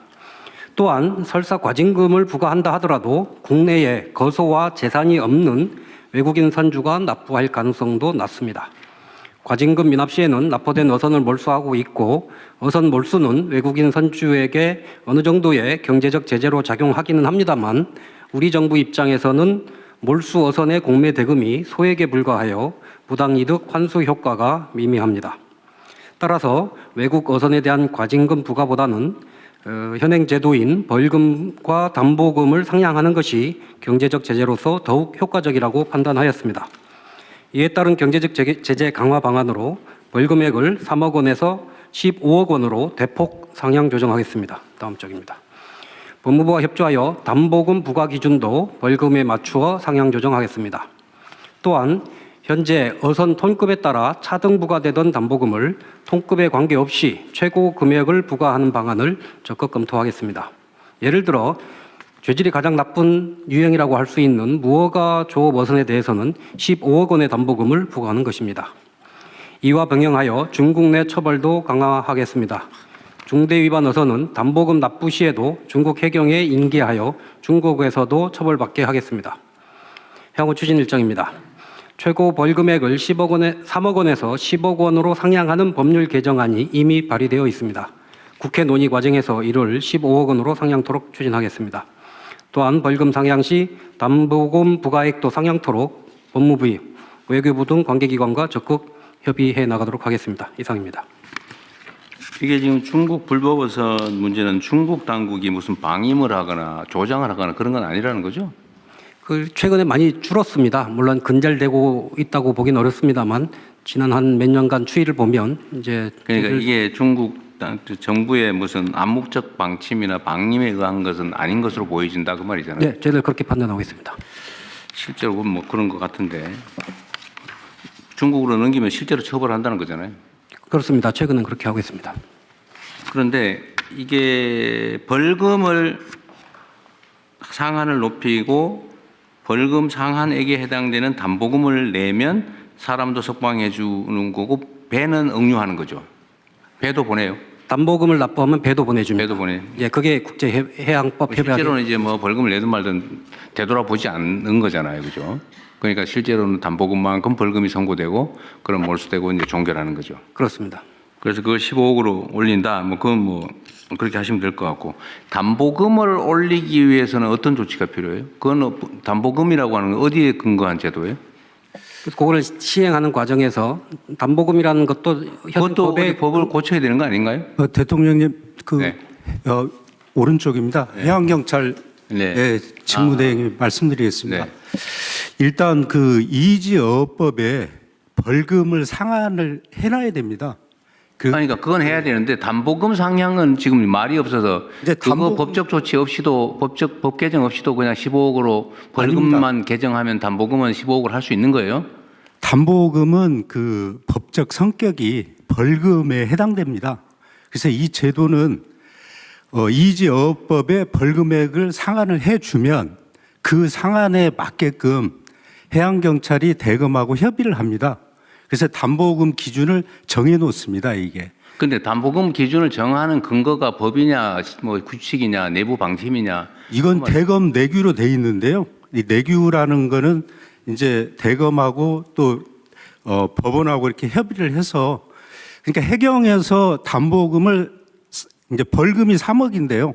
담보금을 3억을 우리가 이렇게 검사에 지휘 건의를 하면 검사가 3억 원을 똑같이 이렇게 올려줍니다. 그래서 이제 이게 이제 정확히 말씀드리면 보증금 납입 조건부 석방제도입니다. 이 부분이. 그러니까 이해하겠는데. 대통령님 제가 말씀드리겠습니다. 대검 내규입니다. 그러니까 그거는 내규는 내규만 고치면 된다. 그렇습니다. 그럼 됐고. 그 과징금 제도를 병과하는 거는 문제가 있는 거예요? 뭐 법리적으로 가능은 합니다만 저희들이 과징금을 도입을 하면 과징금을 산정하고 부과하고 현행 벌금 체계를 병행 추진하면 오히려 현장에서는 복잡해져요? 혼선만 가중될 거라고 판단을 했습니다. 근데 지금 중국 불법어선들의 이제 규모가 통계적으로 대충 어느 정도 규모라고 나오겠죠? 어선의 규모 말씀하시는 건가요? 지금 점점 대형화되기. 어선들이 커져서 평균적으로 한 100톤급 정도 되고 큰 배는 150톤, 200톤까지 가는 배도 있다고 하고 있습니다. 일단은 15억 정도로 올리면은 그거 뺏기지 않기 위해서 안 올 것 같아요? 일단 지금 3억이기 때문에 이거를 5배 정도 올리면 상당한 제재 효과가 있을 것으로 저는 판단하고 있습니다. 전에 좀 한번 말씀드렸지만 어쨌든 거의 선단을 이루어서 오고 그중에 해경이 잡아봐야 한 척 또는 그대 두 척밖에 못 잡으니까 8척, 9척은 안전하게 영업을 하고 돌아갈 수 있으니까 잡힌 그 배에 이 보증금을 모아서 내주기로 하고 같이 떼지어 들어온다는 소문이 있더라고요. 뭐 지금 3억이면 그게 가능할지 모르겠는데 이거를 저희들이 10억, 15억으로 올리면 1억 5천씩 내야 되면 어려울 거다. 예, 그렇게 판단하고 있습니다. 일단 한번 해보시죠 그러면. 과징금 얘기는 그냥 일단 놔두는 걸로 알겠습니다. 다른 의견 없으시면 원안대로 접수하겠습니다. 그냥 드림 사업 추진 현황 및 계획을 보건복지부 장관께서 보고해 주시기 바랍니다. 네, 그냥 드림 사업 추진 현황 및 계획에 대해서 보고드리겠습니다. 지난해 9월 대통령님 지시 이후에 신한금융그룹과 협업을 통해서 12월부터 57개소에서 시범 사업으로 시작하였습니다. 올해는 정부 예산을 반영해서 정부 예산과 민간 후원금을 활용해 시범 지역을 확대하고 있고 5월부터는 본 사업 전환 예정입니다. 추진 현황입니다. 1월 30일 기준으로 현재 67개 시군구에서 107개의 코너를 운영하고 있습니다. 접근성을 높이기 위해서 푸드마켓, 푸드뱅크뿐만 아니라 행정복지센터, 사회복지관에도 코너를 설치하고 있고 신안군 등 일부 시군구는 복수로 센터를 운영하고 있습니다. 지난 2달 시범사업 기간 동안에 36,000여 명이 이용하였습니다. 이 중에서 16.8%는 기본 복지 상담을 제공하였고 6.2%는 읍면동 심층 상담으로 연계하였습니다. 현재까지 209명에게 기초생활 수급, 긴급복지 등 공적 복지 서비스를 연계 제공하였습니다. 설 명절을 앞두고 발굴된 위기 가구 중에서 에너지 취약계층에는 후원금으로 방한용품도 지원할 예정입니다. 다음은 주요 성과입니다. 그냥 드림 사업을 통해 기본 먹거리 보장은 물론 위기 가구를 다수 발굴하여 복지 자원과도 연계하였습니다. 사례에서 보시다시피 생계가 어려워 정부 지원이 필요함에도 그동안 지원받지 못하던 국민들이 누구나 이용 가능한 그냥 드림 사업을 계기로 복지 서비스를 지원받을 수 있게 되었습니다. 또한 지역 특성을 고려한 다양한 모델이 발굴 확산되고 있습니다. 경기 화성시는 자체 금융복지사업과 연계를 통해 화성형 통합 지원을 제공하고 있고 도서 지역인 전남 신안군은 이동식 드림카를 운영 중에 있습니다. 또한 신한금융그룹 한국청과와 업무 협약을 체결하고 또 농림부 및 농협 그리고 농협이 농촌형 그냥 드림을 추진하는 등 민간과 정부 부처 간의 협업 사례도 확대하고 있습니다. 시범 사업 과정에서 나타난 문제점은 신속하게 보완하겠습니다. 참여 지역은 지속 확대하고 거동이 불편한 노인 장애인에 대해서는 대리 수령하는 것을 허용하고 이동 서비스 활성화 등을 통해서 보완하겠습니다. 노인 일자리, 자활 일자리를 활용해서 지원 인력 배치를 확대하고 현재 물량 부족이 가장 문제인데요. 전국과 광역 푸드뱅크의 여유분을 신속하게 재배분하고 민간 자원을 발굴하는 노력도 지속하겠습니다. 향후 계획입니다. 현장 성과와 한계를 면밀히 분석해서 5월 본 사업을 내실 있게 준비하고 그냥 드림 코너를 300개소 이상 확충할 수 있도록 하겠습니다. 협조 요청 사항입니다. 지방정부가 신속하게 사업에 참여할 수 있도록 행정안전부의 협조를 부탁드립니다. 신속한 코너 확대 등을 위해서는 추가 예산 확보가 필요합니다. 기획예산처의 협조를 부탁드립니다. 대국민 홍보 관련해서는 문화체육관광부의 지원을 부탁드립니다. 이상 보고를 마치겠습니다. 네. 이게 지금 전국이 시군구가 250 몇 개 아닌가요? 현재 시범사업을 하고 있는 데는 67개 시군구고요. 아니, 그러니까 107개 코너만 운영을 하고 있습니다. 226개 시군구 17개 병력에서 228개입니다. 예. 기초 단체가 228, 네. 228인 것 같아요. 67개만 하고 있다는 거 아니에요 지금? 네. 그럼 나머지는 지금 안 하고 있다는 거잖아요? 아니요, 현재 계속 준비 중에 있고요. 올해 예산이 반영된 거는 150개소까지 확대하는 거는 계획이 되어 있어서 순차적으로 사업을 진행하고 있습니다. 이거 실제로 예산도 거의 들지 않는데? 제일 많이 드는 거는 물품 구매하는 비용이 한 반 이상 들고요. 그 다음에는 이제 전담 인력에 대한 수당이나 인건비 지원이 좀 들어갑니다. 제가 보기에는 주민자치센터나 이런 데다가 공간이 좀 있으면 설치하고 저기 자원봉사 시켜도 될 텐데 그럼 너무 엄격하게 막 고용하고 무슨 규모 있는 사무실 만들고 이렇게 할 필요 없는데요. 지금은 이제 푸드뱅크, 푸드마켓을 이용해서 하고 있고요. 아까 보고 드린 것처럼 사회복지관이나 읍명동 복지센터에다 설치한 지역도 있어서 그 그러니까 지역은 지역 형편에 맞게 결정하실 그러니까 수 있게 하면 푸드뱅크나 뭐 푸드마켓에서 하면 그냥 자원봉사 모집하든지 뭐 이렇게 해서 될 것 같고 네네. 그거 꼭 씌워가지고 라면 5개 뭐 이거 안 해도 되잖아요. 적당하게 집어가게 하고. 네, 지역별로 또 특성 있게 패키지도 구성해서 제공하고 있고요. 이제 아무래도 드리기도 하지만 2번, 3번 방문하시는 분에게는 좀 기본적인 복지 상담이나 연계를 하기 때문에 그게 필요하긴 그런 부분이 한데. 좀 인력이 들어갑니다. 그 말은 맞는데 그거를 못 하기 때문에 이 사업을 아예 시작 안 하는 것보다는 그걸 못 하더라도 음식물 교부 사업이라도 하는 게 낫지 않냐 네. 이런 말씀이에요. 네. 그건 보완을 해 나가더라도 이게 다 갖춰진 다음에 하겠다는 것보다는 낫지 않을까 싶어서 하는 말씀입니다. 네, 좀 더 유연하게 확대 방안을 지자체하고 협의하겠습니다. 신속하게 좀 확대하시고요. 네네. 이거 사실 뭐 이거 먹고 살만한 사람들은 뭐 이런 거를 하냐 뭐 그런 거 하면은 뭐 무슨 뭐 복지병 걸린다 이런 소리 할 수도 있는데 굶어본 사람은 이게 뭔 일인지를 압니다. 이게 배고픈 게 얼마나 서러운지. 가족들 끌어안고 죽는 사람도 있어요. 먹는 문제 때문에. 저번에 무슨 탤런트 지망생, 배우 지망생도 하나 굶어 죽지 않았어요? 물론 오래전 일이긴 한데. 좀 됐죠. 어쨌든 그런 사람들이 있는 세상인데 하여튼 그 신속하게 좀 하도록 하십시오. 이거 행안부도 같이 해야 되는 거 아닌가요? 예, 그 중앙지방정책협의회를 통해서 이미 그 협조 요청을 했고요. 그다음에 최소한 올해 안에 시범 사업으로 100개소, 본 사업으로 150개소 정도를 확충할 예정입니다. 그리고 거기에 대해서는 또 이 반상회 자료라든가 그다음에 그 지방 정부의 주민들에 대한 홍보 자료 등에 그 홍보할 수 있는 것까지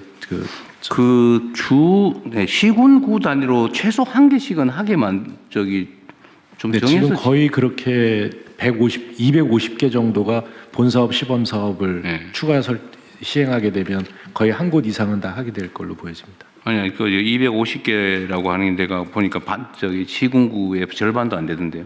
한 군데에서 하는 데는 2-3군데씩 하고 막 그러더라고요. 아, 네네. 예, 최소 한 곳 이상 하도록 협조 요청을 하고 잘 하는 데 대해서는 특별하게 좀 보상도 하고. 지원도 해드리고 이거 돈 얼마 안 들거든요. 예. 좀 밀가루 담합한 거 0.1%만 추가하면 다 돼요. 네, 그리고 자원봉사센터 전국의 자원봉사센터를 통해서 자원봉사 인력도 적극적으로 참여하도록 하겠습니다. 그리고 이게 지금 현재 신한금융에서 3년간 45억 지원해주기로 했다는 거죠. 네네. 뭐 고마운 일이네요. 한국청과도 한국청과도 2억 원 2억 원 해주시고요. 계속 기업 후원에서 연계하는 거를 지속. 동아일보는 홍보를 해주기로 했다는 거고. 네네. 농림부하고 농협도 같이 하기로 했다는 거예요? 예, 농촌형 그냥드림 사업으로요. 저희 농업인 행복센터라고 있습니다. 그래서 거기를 거점으로 해서 행복 체험이라는 자원봉사자들이 배달까지 해드리는 걸로 그렇게 준비하고 있습니다. 농협은 하나로마트 뭐 이런 시설이 있으니까 예, 그렇습니다. 그걸 일부 활용을 또 방법이겠네요. 맞습니다. 네, 다른 데도 좀 지원을 해주시면 좋겠네요. 네, 대통령님, 지식센터장입니다. 네. 우리 복제 대상을 먹거리 생필품에서 기술과 기회로 확대할 필요가 있다 생각합니다. 바로 이제 기술판 그냥 드림인데요. 현재 공공기관에서 많이 그 특허를 보유하고 있는데 3분의 2 이상이 활용되지 못하고 있는 상황입니다. 네. 이런 이제 미활용 특허를 중소기업이나 개인한테 과감하게 개방해서 어떤 기술 경쟁을 높이거나 기술 그냥 드림 사업도 한다 말이죠. 예, 특허 개방 사업입니다. 그래서 그렇게 된다면 이제 아무래도 이제 새로운 창업이랄지 중소기업에는 새로운 신제품이나 서비스를 개발할 수 있는 기회 창이 열리게 됩니다. 그거는 이렇게 그냥 그냥 드림처럼 할 게 아니고요. 네. 뭐라 그럴까 기술 거래 시장? 예. 지금 이제 기업 거래 시장은 있잖아, 그죠? 근데 기술이 거래되는 시장은 없는 것 같아요. 기술거래시장은 그 기술보증기금이 만들어 놓은 데가 있어서요. 거기서 거래가 일어나고 있거든요. 근데 그거는 이제 이걸 팔아서 돈을 벌겠다는 사람들만 모여 있는 걸 테고 네. 지금 저 주식거래처 처장님 말씀은 사실상 사장돼 있는 온갖 아이디어, 뭐 실용신안이나 이런 것들도 있는데 그 중에서 동의를 받아가지고 그냥 쓸 사람 써라라고 개방해 줄 수 있다는 거잖아요. 예, 공공기관이나 대기업들 같이 예를 들면 무상 거래 영역, 유료 거래 영역 이렇게 나눠서 해도 되고 네, 그걸 확대하도록 해보시죠. 네네. 말씀하신 것처럼 무료도 들어오면 훨씬 더 활성화될 것 같습니다. 상의해서 확대하겠습니다. 대통령님, 오른쪽입니다. 저희 생각에는 여기 신한은행이 참여만 돼 있다고 하는데 이게 자발성을 전제로 해서 다른 은행이나 대기업들, 뭐 은행연합회나 환경위원이나 상위 등 통해서 자발성을 전제로 해서 좀 사회적인 그런 기관들이 좀 참여할 수 있는 방안을 한번 같이 강구하면 좋을 것 같은 생각이 산업부 장관님은 세상이 험한 걸 잘 모르시는 것 같은데 그거 하면은 지금 현재 검찰의 입장에 의하면 제3자 뇌물죄입니다. 한번 정부 업무에 관계되어 있는 기업들에게 업무와 관련이 있는데 기부를 정부 이름으로 받는다 또는 제3자한테 하겠다. 제3자 뇌물죄로 다 깜빵을 가게 됩니다. 한번 방안을 한번 생각해 보겠습니다. 현재 저희 보건복지부가 기업의 나눔을 좀 더 체계적으로 수요와 또 기부자를 매칭하는 그 협의체와 협의 시스템을 만들고 있거든요. 그러니까 그런 걸 통해서 기업의 후원이나 나눔을 좀 연계할 수 있도록 더 하여튼 지금 활성화하겠습니다. 현재는 그거를 권유를 하거나 알면서 받는 것도 다 제3자 암묵적 묵시적 청탁에 의한 것이기 때문에 다 이재명 사례에 의하면 다 제3자 뇌물로 기소입니다. 그러니까 기업은 후원이나 나눔을 하고 싶어도 어디에 어떻게 하는 게 좋을지 그런 수요처를 찾기가 어려운 부분도 있어서 그걸 사회복지 연계하는 공동모금회나 뭐 이런 데가 그 사회복지 공동모금에도 기부를 하는데 기업이 자체적으로 또 사회복지 사업을 하는 데가 늘어나고 있어서요. 이제 그런 수요와 공급을 공무원들이 하면 그런 시비가 벌어질 수 있다. 네네. 참고하십시오. 네, 민간 협의체를 좀 만들어서 좀 투명하게 해보겠습니다. 투명하게 해도 안 돼요. 저 과기혁신본부장입니다. 이쪽입니다. 네, 그 두 가지 말씀드리고 싶은데요. 지금 방금 지재처장님하고 한번 얘기했던 게 있는데 지금 각 대학이나 연구기관이 가지고 있는 소위 장롱 특허라는 게 있습니다. 그 장롱 특허를 유지하기 힘들기 때문에 매각하기를 원하는데요. 그거를 저희가 국민들한테 오히려 주주로 참여해서 NFT식으로 조각으로 매각할 수 있게 해주고 그렇게 해서 국민들이 이건 될성 싶은 특허다, 장롱 특허지만 그럼 그걸 주주로 참여하게 되고 거기에 기업이 달라붙어서 이 특허를 제가 상품화하겠습니다 하면 거기에 우리 이제 과기부 쪽에서 혁신본부 쪽에서 예산을 갖다가 매칭하는 형태로 사업화해서 연결시킬 수 있을 것 같고요. 두 번째는 우체국이 전국에 3,300개 정도 있습니다. 그다음에 그 센터, 주민센터들이 한 3,500개 있으니까 그 공간이 상당히 여유 있는 공간들이 있으니까 그 우체국 같은 데다가 서로 남는 음식이라든지 우리가 지금 잉여 생산된 제품들을 놓고 그냥 드림을 하면 되지 않을까 이런 생각도 듭니다. 이상입니다. 네. 그러면 위에 말씀해 주신 내용을 참고하시고요. 원안대로 접수하겠습니다. 희망 2016 나눔 캠페인 추진 결과 보건복지부 장관님 간단히 보고해 주시기 바랍니다.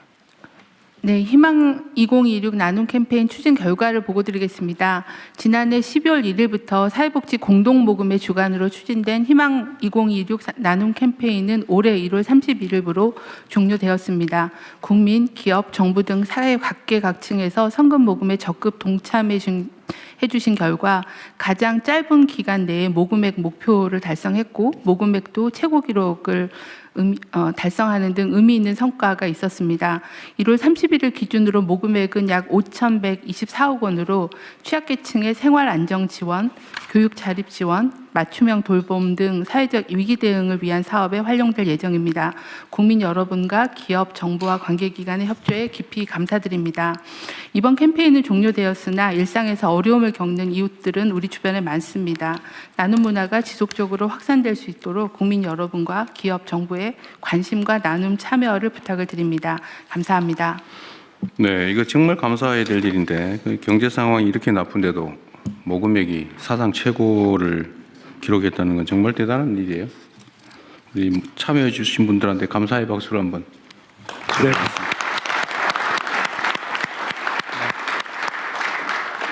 네, 감사합니다. 원안대로 접수하고요. 이제 부처 협조 사항입니다. 개인정보보호위원장님, 기후부 장관님 순서대로 이어서 바로 말씀해 주십시오. 네, 개인정보보호위원장입니다.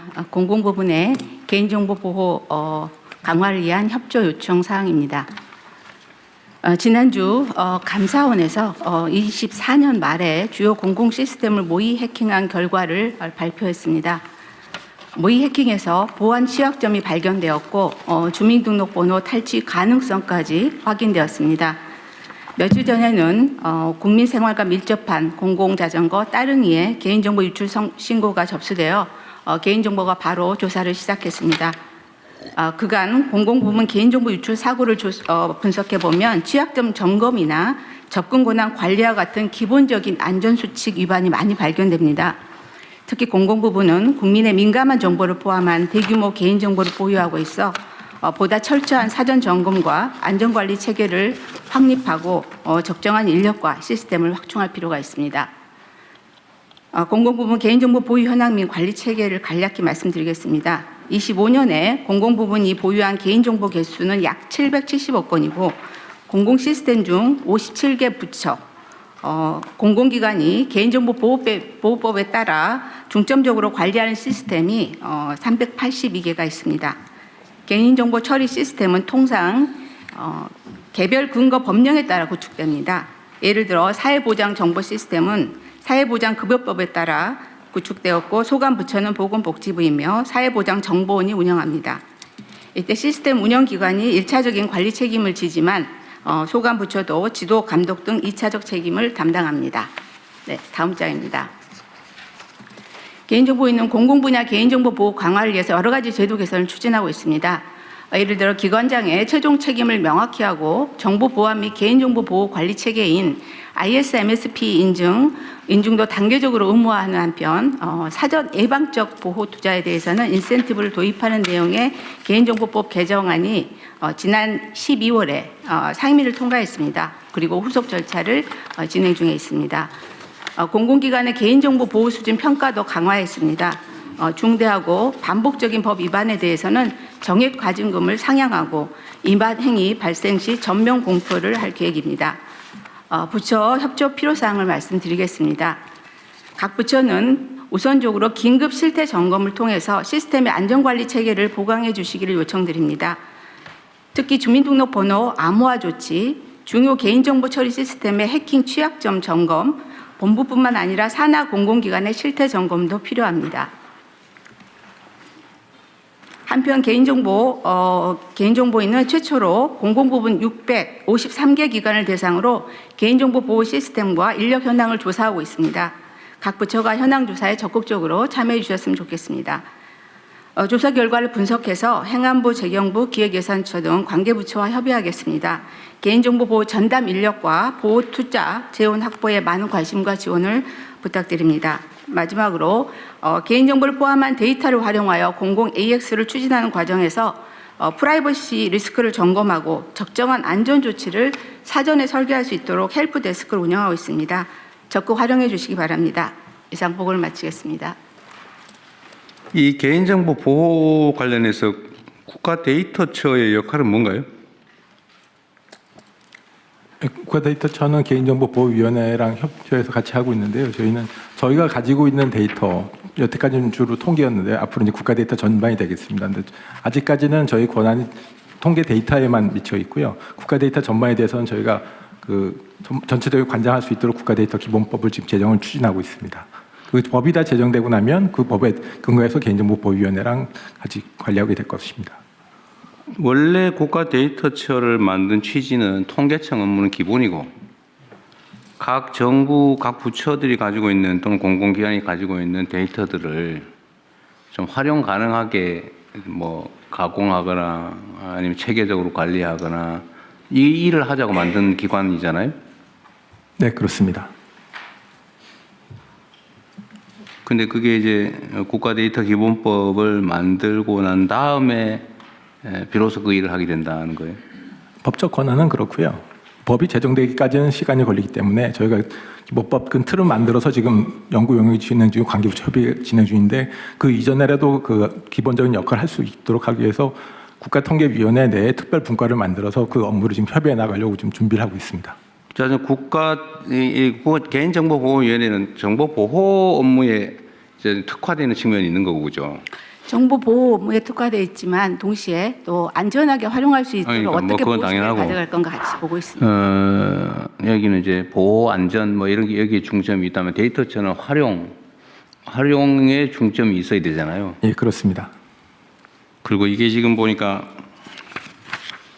1차 책임은 데이터 발생하는 운영기관, 2차는 소관 부처 이렇게 되어 있고 개인정보보호위원회는 보호정책 위반 시 조사 제재, 그러니까 안전과 보호에 중점이 있는 거고, 여기 데이터 관리에 대해서 최종 책임 기관은 각 부처는 자기 거니까 당연히 일상적 관리를 하는 거고, 네.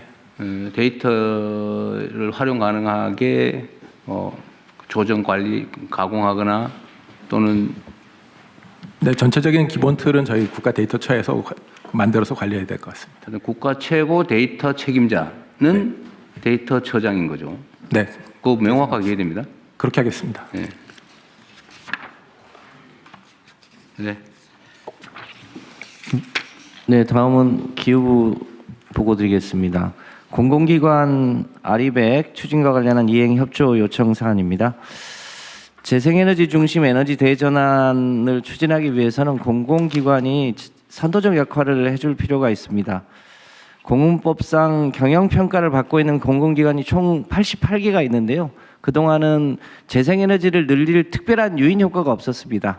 그런데 지난해 말에 재경부에서 적극적으로 도와주셔서 공공기관 경영평가 안에 재생에너지를 늘리면 가점을 받을 수 있도록 제도가 개편이 됐습니다. 현재 현황을 대충 살펴봤더니요. 현재 공공기관이 재생에너지 전력을 사용하는 비중이 현재 14%인데 대부분은 수자원공사가 하고 있고요. 나머지 87개만 평균 내면 2%에 불과합니다. 그런데 이제 국제 기준이 2030년까지는 60%로 늘려달라는 요청도 있고 해서 정부기관이 적극적으로 노력해서 공공기관이 60%로 늘려보려고 하고 있습니다. 잘 아시겠습니다만 코리엘이 가지고 있는 철도부지나 도로공사가 갖고 있는 도로부지, 또 농어촌공사가 갖고 있는 저수지, 수자원공사가 가지고 있는 댐 수면이나 이런 데들을 활용하면 얼마든지 공공기관이 노력해서 특히 태양광 중심의 재생에너지를 늘리는 것은 가능할 거라고 보고 있습니다. 이를 위해서 기후부가 공공기관 K 아리백 펀드도 조성해서 지원할 예정으로 있고요. 또 다음 주에는 정식으로 공공기관 아리백 출범식도 개최할 예정으로 있습니다. 이 점 감안해서 우리 각 부 장관님들께서 소속기관에 공공기관이 적극적으로 재생에너지를 늘릴 수 있도록 많이 협조해 주시면 감사하겠습니다. 아울러 햇빛소득마을, 바람소득마을도 적극적으로 추진될 수 있도록 도와주시면 대단히 감사하겠습니다. 이상입니다. 네. 햇빛 소득, 바람소득 사업은 아주 자잘한 사업이 전국에 산재하게 되는데, 네. 하여튼 손이 많이 가는 사업이죠. 그렇습니다. 행안부, 그다음에 농식품부. 이것도 속도를 좀 챙겨주시기 바라고요. 그리고 하나는 이게 당연한 얘기일지 모르겠는데 이제 소규모 태양광 발전 사업소가 여러 군데 있게 되잖아요. 이렇게 되면 이거 하고 대규모로 발전 시설을 만드는 경우에 생산 원가, 저 발전 단가의 차이가 어느 정도나 할까요? 지금 뭐 해외는 그렇게 하면 되게 킬로와트당 50원 선까지도 떨어지고 심하게는 30원까지도 떨어지는데요. 우리나라는 대규모로 하더라도 80원에서 100원 사이인 것으로 보여집니다. 그런데 보통 100kW 정도 하거나 1메가 정도 하는 거는 1메가 정도 하면 우리 제품으로 할 경우에 12억에서 13억 정도 들어가고요. 중국산으로 하면 10억 정도 들어갑니다. 아, 이 30% 정도, 20% 남짓 더 든다. 그렇습니다. 근데 우리 제품으로 1메가 하는데 12, 13억 정도면요. 그럼 킬로와트당 단가는 얼마예요? 그렇게 하면 이런저런 거품을 빼고 하면 사실은 100원에서 120원 정도면 가능한 수준입니다. 그래서 태양광은 조금만 더 노력하면 100원대 이하로 낮출 수 있다고 판단하고 있습니다. 보통 태양광 발전하면 소위 지대 있잖아요. 임대료, 땅값, 네. 땅 임대료, 기회비용. 이게 우리나라 땅값이 비싸서 그게 꽤 높을 거 아니에요? 그러니까 일반 개인 사업자가 임대료 내고 진입료 내고 또 은행에 이자 내고 또 자기 수익 다 계산해서 지금 거품이 좀 껴 있는데요.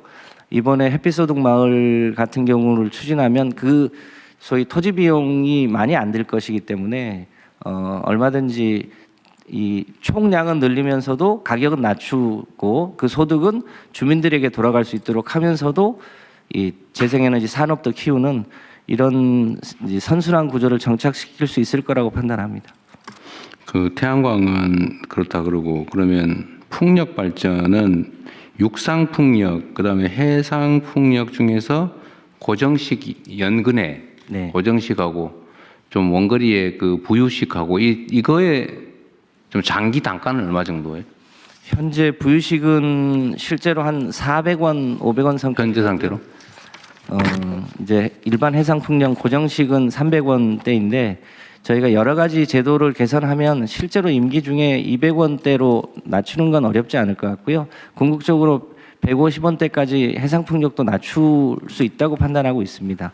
지금 육상 풍력은 이미 180원대, 170원대까지 진입을 했습니다. 그래서 육상 풍력도 가격을 더 낮출 요인이 있어 보이고요. 지금 산업용 전기료가 180원이거든요. 그 수준보다 조금 더 낮춰서 재생에너지가 늘어나면 전기료가 올라간다 이런 프레임은 바꿀 수 있을 거라고 판단합니다. 재생에너지 중에 하여튼 제일 싼 거는 태양광인데 태양광은 낮에밖에 안 된다. 그렇습니다. 근데 풍력은 밤에도 발전이 가능하고. 네. 태양광도 ESS 겸용으로 하더라도 1메가에 1억 15억 정도면 할 수 있기 때문에요. 그것도 이제 점차 경쟁력을 가질 수 있을 거라고 판단합니다. 하여튼 대규모의 경제가 좀 실현될 수 있을 정도로 하려면 어쨌든 속도도 내고 규모도 키우고 좀 국내 기술 개발도 해야 되고 그런 거잖아요. 그렇습니다. 그다음에 국내의 재생에너지 생산 지역에서 원거리 송전 비용이 또 많이 들기 때문에 가능하면 해당 지역에 산업을 유치하되 송전 비용을 뺀 좀 낮은 전기료를 공급해야. 네, 송전 비용과 국가 균형 발전 지수와 에너지 집중도 이런 걸 고려해서 소위 지역별 전력 요금을 차등하는 것은 지금 설계 중에 있는데요. 충분히 가능할 것으로 판단하고 있습니다. 좀 이렇게 무지한 질문일지도 모르겠는데 몇 군데 물어봤는데 다들 잘 대답을 못해서 그런데요. 예를 들면 만약 신안에서 바닷가에 염전하고 뭐 이런 데서 태양광 발전을 해서 해당 지역에 쓰면은 아까 얘기한 대로 한 뭐 100원 미만인데 만약에 그거를 송전망을 만들어 가지고 수도권까지 끌고 올라와서 쓴다고 할 때 그때는 송전 비용이 예를 들면 그 송전 시설의 감가상각비도 있을 거고 그죠? 그다음에 뭐 송전 자체에 드는 비용 관리비 이런 것도 있을 텐데 또 누전되나요? 중간에 손실도 있을 거 아니에요? 네. 하여튼 그런 계산하면 가격 차이 얼마쯤 날 수 있어요? 그냥 추상적으로 정확하게는 안 나올 테고 하지.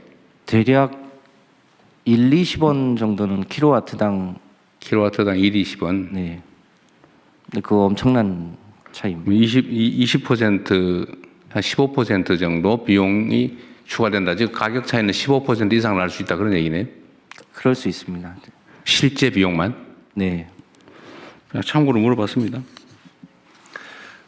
네, 의안 심의로 들어가겠습니다. 심의 전에 통일부 보고 사안은 아닙니다만 지역 통합 관련해서 한 가지 보고 드리겠습니다.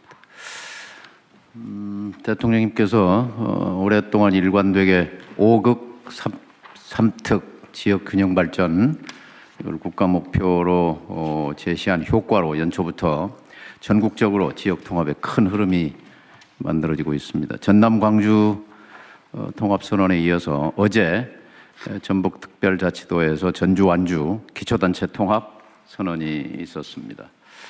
전주 완주 통합은 지난 30년 동안 수건이었습니다. 근데 번번이 3번 실패했었는데 대통령 덕분에 어제 완주 지역구를 갖고 있는 안호영 의원이 결단하고 전주 국회의원들이 함께 통합 선언을 했습니다. 때 맞춰서 어제 총리께서 5급 광역 통합에 대한 지원에 비춰서 3특에 대한 통합에 불이익이 가지 않도록 하겠다 하는 정부 방침을 하셨는데 지역에 기대가 큽니다. 한 가지 건의드릴 것은 지난번에 광주 전남 통합을 격려 응원하기 위해서 청와대 초청 오찬을 주셨는데 비례해서 전북특별자치도도 그 기회를 좀 주십사 건의를 드립니다. 네. 어떻게 주시겠습니까? 나중에 판단해 볼게요. 네, 진행하겠습니다. 예, 의원